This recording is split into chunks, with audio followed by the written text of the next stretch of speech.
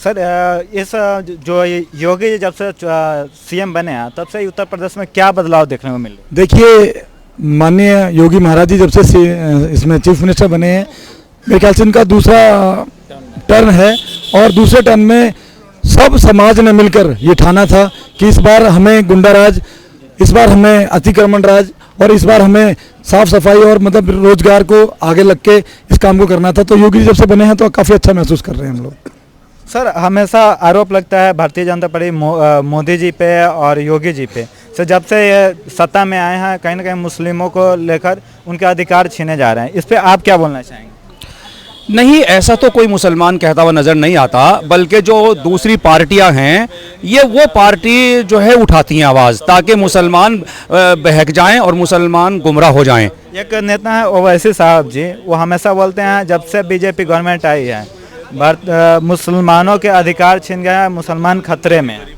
हाँ, ओवैसी साहब जो बोल रहे हैं उनको बोलने दीजिए, लेकिन हम भी तो मुसलमान हैं।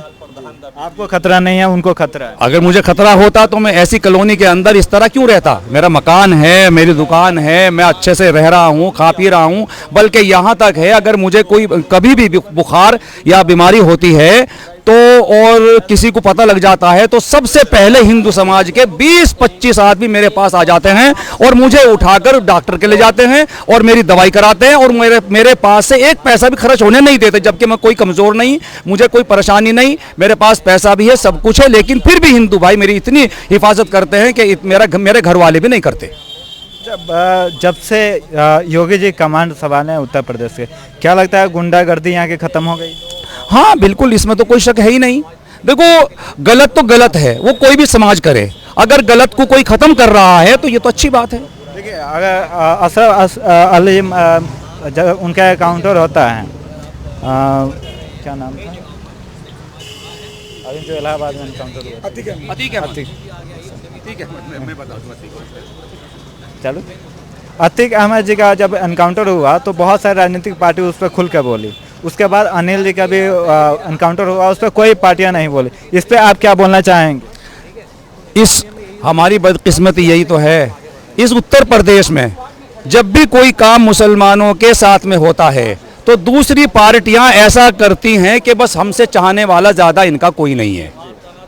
ये मजबूरी है भाई, मुसलमान तो कुछ नहीं कह रहे बेचारे। राजनीतिक की रोटी जब सेकना होता है तो आपके हित बन जाते हैं। हाँ, और बाकी कुछ नहीं, बाकी हम जिस हाल में रहें उस हाल में रहें, कोई मतलब नहीं। और भारतीय जनता पार्टी से कम ये तो फायदा हो रहा है कि वो सबके लिए सोच रही है, अगर इनको मिलता है तो हमें भी मिल जाता है, उसमें तो ऐसा था ही नहीं। नंबर ले लेना भैया। जो ये आरोप लगाते हैं विपक्षी पार्टियां, इसको आप लोग खारिज कर रहे हैं? हाँ बिल्कुल बिल्कुल बिल्कुल बिल्कुल बिल्कुल, मुसलमानों को कोई परेशानी किसी किस्म की नहीं है, और कोई गलत करेगा किसी भी समाज का हो उसको तो भरना पड़ेगा। आपको क्या लगता है, आपको डर लगता है जैसे योगी जी को, क्योंकि बहुत सारे माहौल बनाया जाता है, बहुत माहौल बनाया जाता है, ऐसा नहीं मुस्लिम लोग खतरे हैं, तो आप कैसा फील करते हैं उत्तर प्रदेश में? उत्तर प्रदेश में हम लगभग 20 से 25% हैं, किसी किस्म का कोई डर दहशत नहीं है, ना हमारे साथ कोई गलत हो रहा है, ना हमें डर है। ना 25% को कोई डर है योगी राज में, ना 1% को कोई डर है, ना आधा % को कोई डर है। यहाँ पर सब खुशहाल हैं, सब स्वस्थ हैं और सब बहुत अच्छा निर्वाह कर रहे हैं। 6 साल हो गए भारतीय जनता पार्टी का उत्तर प्रदेश में, अभी तक तो कहीं नहीं दिखा, कहीं मुसलमानों को उखाड़ दिया गया, चाहे कुछ मतलब नुकसान पहुँचा गया। फिर ये हमेशा क्यों उठता है? 6 साल सत्ता में रहने के बावजूद भी विपक्षी पार्टी बोली जा रही।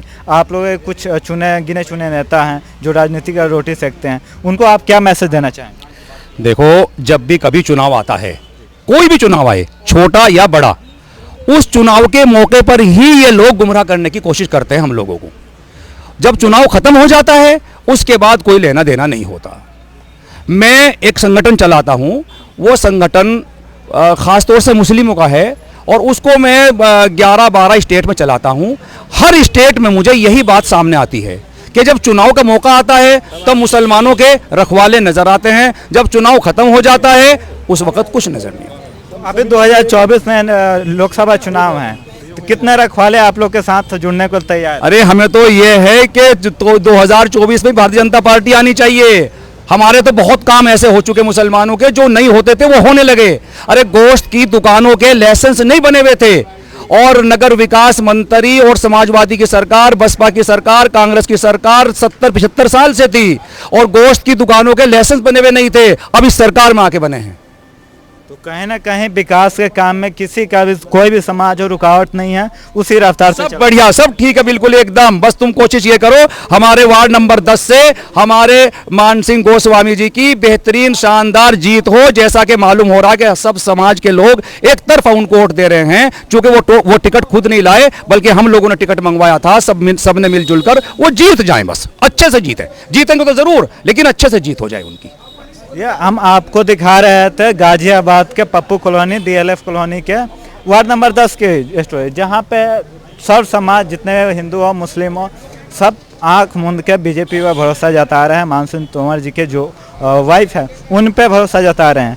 बने रहिए हमारे न्यूज़ के साथ, आगे के अपडेट आपको देते रहेंगे। धन्यवाद।